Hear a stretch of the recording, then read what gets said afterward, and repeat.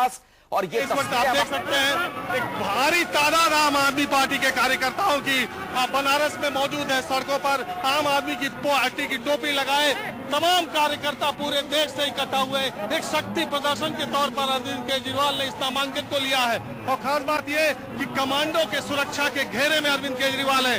जब से वो बनारस आए हैं, जब भी सड़क पर निकलते हैं उनको विरोध का सामना करना पड़ा है। तो नामांकन के दिन प्रशासन ने पूरा इंतजाम किया है कि उनकी सुरक्षा में कोई कमी न रहे। अरविंद केजरीवाल के जीप पर, खुली जीप पर आम आदमी पार्टी के सारे बड़े नेता मौजूद हैं। आशुतोष, मनीष सिसोदिया, संजय सिंह, राखी बिरला, सोमनाथ भारती, वो सारे आम आदमी पार्टी के चेहरे अरविंद केजरीवाल के नामांकन में इस वक्त हासिल है। अगर आप देखें चारों तरफ आम आदमी पार्टी के झंडे दिखाई दे रहे हैं, कार्यकर्ता दिखाई दे रहे हैं, लोगों से हाथ मिला रहे हैं अरविंद केजरीवाल। इस तरीके से 1.5 किलोमीटर लंबे जुलूस की 1.5 किलोमीटर का रास्ता है जो अरविंद केजरीवाल को स्थानीय प्रशासन ने इजाजत दी है। और इस पूरे रास्ते को आम आदमी पार्टी के समर्थकों ने पूरा पाट दिया है। अगर इसे अरविंद केजरीवाल का शक्ति प्रदर्शन कहा जाए तो कम नहीं है। 24 तारीख को नरेंद्र मोदी अपना नामांकन करेंगे। उससे पहले बनारस में एक शानदार धमक अरविंद केजरीवाल की, लेकिन इस भीड़ से उनको वोट कितने मिलेंगे, नरेंद्र मोदी के साथ उनका मुकाबला किस तरह का होगा, अभी ये कहना जल्दबाजी होगी।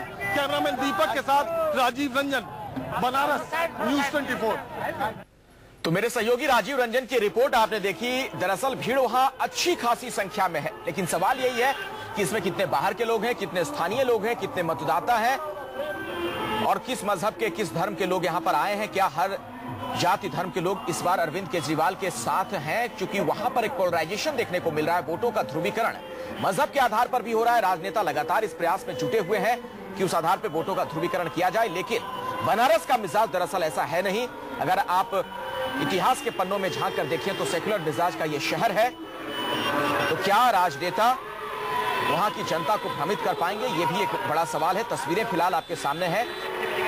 बड़ी संख्या में आम आदमी की टोपी पहने हुए कार्यकर्ता नजर आ रहे हैं। अरविंद केजरीवाल इस खुली जीप पर सवार हैं। उनके साथ उन्हीं के पार्टी के तमाम बड़े नेता हैं, जिनमें राखी बिरलान से लेकर मनीष सिसोदिया और आशुतोष तक नजर आ रहे हैं।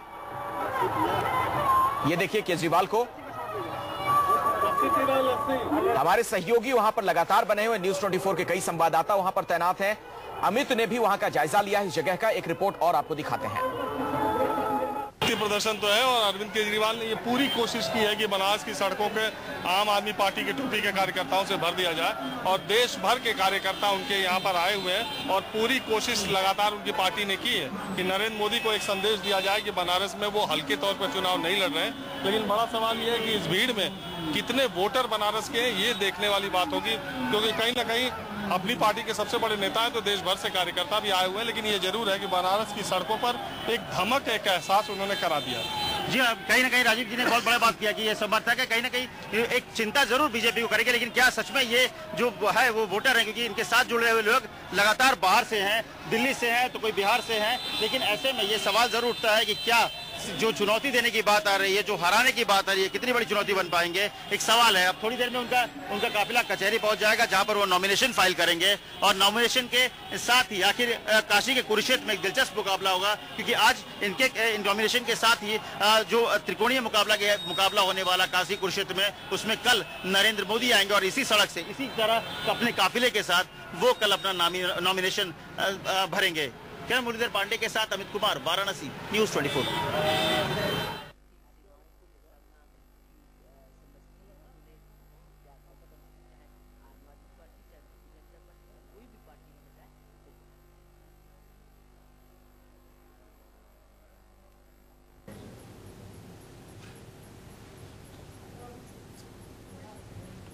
चलिए आपको एक रिपोर्ट दिखाएंगे, अपने संवाददाता की रिपोर्ट आपको दिखाना चाह रहे थे, लेकिन फिलहाल एक बार फिर से बनारस की हलचल आपके टेलीविजन स्क्रीन पर है। सियासी सरगर्मी तेज, दोपहर का वक्त है। बनारस में धूप बहुत ज्यादा तेज है, लेकिन इसके बावजूद आम आदमी पार्टी के नेताओं, कार्यकर्ताओं का हौसला कम नहीं हो रहा है। बड़ी संख्या में वहां पर डटे हुए हैं और आज वहां बड़ी संख्या में उनका पहुंचना इस लिहाज से भी महत्वपूर्ण था, चूंकि नामांकन के दौरान अगर आगाज बढ़िया नहीं हुआ तो आगे भी उसका अंजाम ठीक नहीं हो सकता था। इस लिहाज से अरविंद केजरीवाल इस चुनौती को तो पार करते नजर आ रहे हैं, क्योंकि भारी संख्या में वहां पर लोगों की मौजूदगी है। और जैसा कि हम लगातार आपको कह रहे हैं कि एक चर्चा का विषय जरूर है, ये सवाल जरूर है कि इसमें कितने स्थानीय कितने बाहर के लोग हैं, लेकिन पूरे काशी के कुरुक्षेत्र में आज की तस्वीर बहुत ही महत्वपूर्ण साबित होने जा रही है। न्यूज 24 पर यह खास कवरेज आप लगातार देख रहे हैं। हमारे संवाददाता वहां चप्पे चप्पे पर तैनात हैं।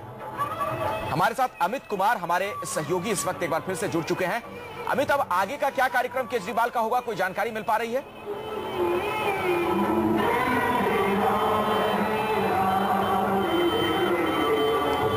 शायद हमारा संपर्क उनसे टूट चुका है। अमित से दोबारा आपको लिए चलेंगे वहां पर, लेकिन फिलहाल आपको एक बार फिर से बताएं, नामांकन दाखिल करने के लिए कचहरी परिसर में दाखिल होने वाले हैं अरविंद केजरीवाल। तमाम औपचारिकताएं पूरी की जाएंगी। उसके पहले उन्होंने रोड शो का सहारा लिया। इस रोड शो में बड़ी संख्या में लोगों की मौजूदगी थी। कल नरेंद्र मोदी पहुंचने वाले हैं बनारस, कल वो नामांकन दाखिल करेंगे। अब ऐसे में वाकई ये देखना अहम होगा कि आज की भीड़ ज्यादा या कल की भीड़। एक संक्षिप्त भाषण भी आज अरविंद केजरीवाल ने दिया। इस दौरान उन्होंने जहां नरेंद्र मोदी पर हमला किया, वहीं राहुल गांधी को भी उन्होंने निशाने पर लिया। इसके पहले ये रोड शो की तस्वीर भी हम आपको दिखा रहे हैं लगातार।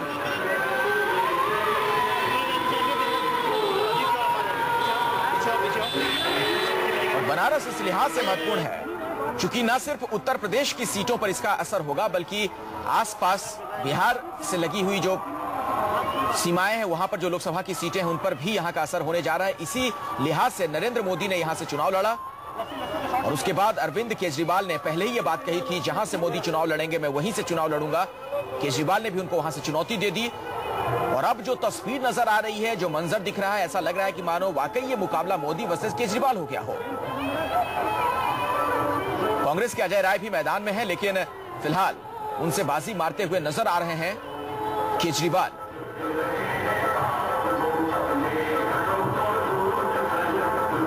जनता के मन में क्या है, जनता का मिजाज क्या है, जनता का मूड क्या है, ये तो खैर 16 तारीख को पता चलेगा, 16 मई को जब नतीजे आएंगे। लेकिन उसके पहले हर पार्टी की तरफ से हर तरह से प्रयास किया जा रहा है और इसे कहा जा सकता है कि ये एक लिहाज से शक्ति प्रदर्शन है।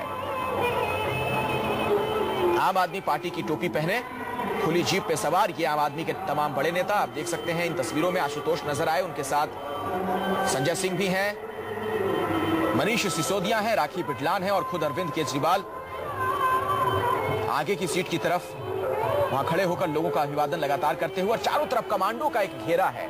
इसके पहले आपने देखा केजरीवाल जहां पहुंचते हैं, एक दो जगह पर उनके साथ दुर्व्यवहार की घटनाएं सामने आई। उसके बाद से उनका जो सुरक्षा घेरा है वो और ज्यादा मजबूत कर दिया गया है।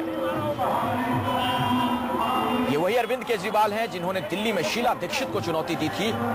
तब भी वो चुनौती बहुत गंभीर नजर आ रही थी।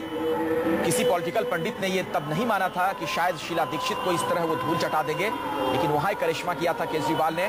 क्या मोदी को हरा पाएंगे केजरीवाल, ये एक बड़ा सवाल है। क्योंकि इस फासले पर अगर आप गौर करें, शीला दीक्षित को जो हराया केजरीवाल ने, उसके बाद से लेकर अब बनारस तक का सफर, चीजें बहुत बदल गई। आम आदमी पार्टी को लेकर भी कई सवाल खड़े हुए हैं, उनके नेताओं को लेकर सवाल खड़े हुए हैं। सवाल तो ये खड़े हो गए कि क्या आम आदमी पार्टी वाकई आम आदमी पार्टी है या खास पार्टी है। आम आदमी का सिर्फ इस्तेमाल किया जाता है नाम के तौर पर, ब्रांड के तौर पर। उत्तर प्रदेश में 80 लोकसभा की सीटें हैं और सबसे बड़ा बैटल ग्राउंड और काशी का कुरुक्षेत्र बहुत ही महत्वपूर्ण इस लिहाज से।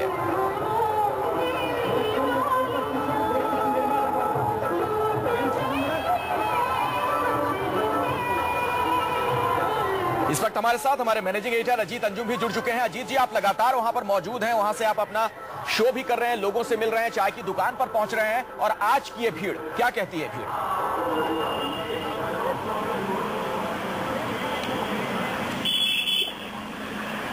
अजीत जी, क्या मुझे सुन पा रहे हैं? अखिलेश, मैं राजीव हूँ। जी राजीव, ये भीड़ क्या कहती है, बताएं। देखिए, भीड़ अखिलेश, निश्चित तौर पर बनारस की सड़कों पर भीड़ तो किसी भी तरीके से कहा जा आ गई या केजरीवाल ने जुटा ली। और नामांकन में जिस तरह का हमेशा से एक प्रचलन रहा है कि नामांकन को प्रत्याशी अपने एक शक्ति प्रदर्शन के तौर पर लेता है, तो बनारस की सड़कों पर एक एहसास तो अरविंद केजरीवाल ने कराया जरूर है कि बनारस की लड़ाई वो ऐसे ही लड़ने नहीं आए हैं, पूरी तैयारी है।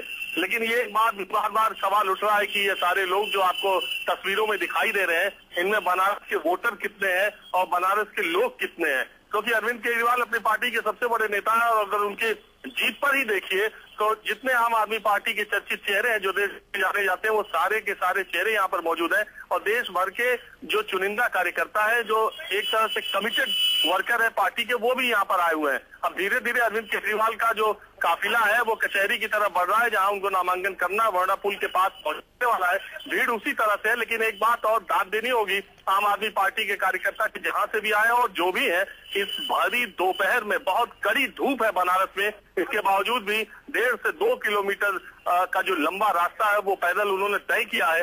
अगर मैं एक बात ये भी कहूं कि जब जुलूस शुरू हुआ था उससे उसकी संख्या अभी बढ़ी हुई है तो ये भी गलत नहीं है। अब ऐसे में राजीव बड़ा महत्वपूर्ण होगा देखना कि कल नरेंद्र मोदी जब पर्चा दाखिल करने के लिए पहुंचेंगे तब कितनी भीड़ होगी, तुलना की जाएगी। है निश्चित रूप तुलना होगी और जिस तरह से भारतीय जनता पार्टी ने तैयारी की है, जिस तरह से नरेंद्र मोदी का बनारस में एक तरह से दबदबा है, जिस तरह से भारतीय जनता पार्टी का ये गढ़ रहा है, उससे ये उम्मीद की जा रही है कि नरेंद्र मोदी एक अलग तरह का माहौल, एक अलग तरह का दृश्य कल बनारस में पैदा कर सकते हैं। क्योंकि देखिए कल एक बनारस के लोग ये भी कह रहे हैं कि नरेंद्र मोदी जमीन को तो मथेंगे ही, कल आसमान को भी बनारस की मत देंगे क्योंकि बाबतपुर एयरपोर्ट पे उतरेंगे, फिर वो हेलीकॉप्टर से BHU जाएंगे, फिर वो हेलीकॉप्टर दूसरे विश्वविद्यालय काशी विद्यापीठ आएंगे और फिर काशी विद्यापीठ से फिर वो पुलिस लाइन हेलीकॉप्टर से उनका हेलीकॉप्टर जाएगा, फिर पुलिस लाइन से फिर बाबतपुर एयरपोर्ट जाएगा। मतलब नरेंद्र